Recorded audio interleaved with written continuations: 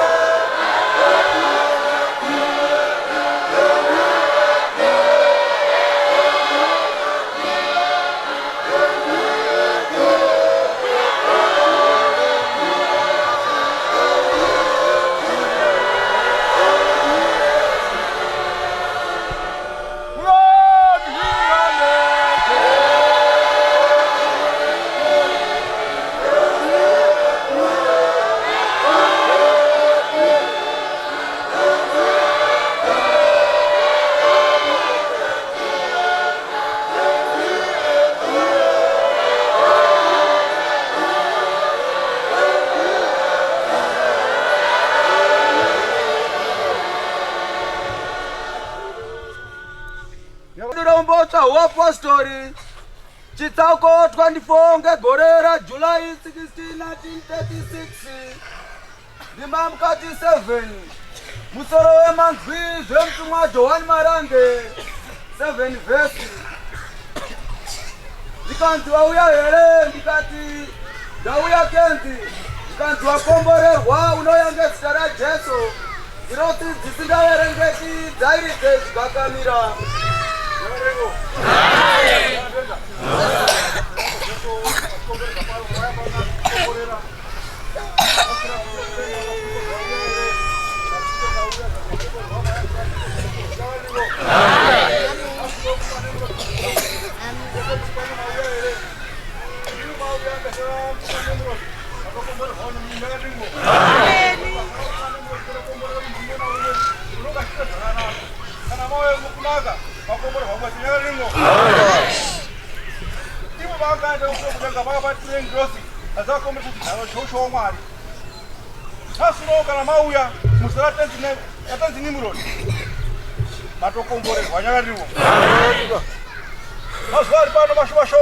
ekuti mwana wamukageze mwoyo wake ekuti mtumwa achanyi kuti pfuma yemunhu asinode mwoyo wemunhu ukuti iwo mwoyo iwowo ndowagadzirwa imba kumusoro kudenga yakadimwo.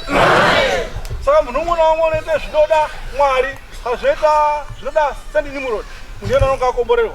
Nhasi uno tiri pamutare panapa ndipo pakauya St. John akatope hope yakanamata zviuru nezviuru zvemunamato yakadimwo. Zuno chaiye takafamba mbira pawendumba tikaona mapipa akanga aripo ekuti taindozwa kuti mapipa anoitika asi akatone mapipi ekuti umwe munhu wakatotsvete madondoro anga ane nguwa achikamira asikakwanisi kufamba ati madondoro mairi kwete rimwe mairi kudai akati asiye paJordan apo yakadimwo. Ndo mapipa anonga achiitwa izvi zviri pano vanhu vese vaikumbira kuti ada kuita wapinga ada kuita wachakati. Mutumwa wari pano chapangidzai kuti makomborero makati paya kubva paJulayi kuti zvakatawo kuzi muchapfuma. Makomborero makakumbira aya shuya muratidze pano kuti tenzi zvamakaita takazviona yakadimwo. Dzimwe nguva tinombotya kuti zvozviri kuitika zvizvi tinozvikona here izvi mabasa atakapuwa boti apane basa asi kuti zvichitofamba kuti izvi fambirete zviro zvizvi handikukona kwedu basi kuti isimba raSt. Nimrod.